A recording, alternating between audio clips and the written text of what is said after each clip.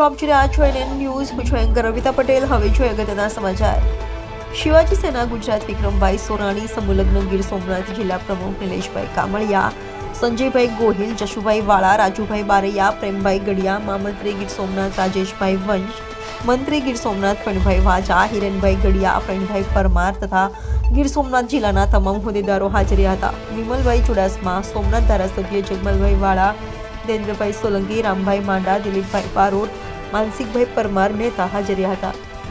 Reporter રવિ વંશ, NN news Vadodara. દર્શક મિત્રો, NN ન્યૂઝને લાઇક, શેર, સબસ્ક્રાઇબ કરો, બેલ આઇકન પ્રેસ કરો જેથી આપને નોટિફિકેશન્સ મળતી રહે.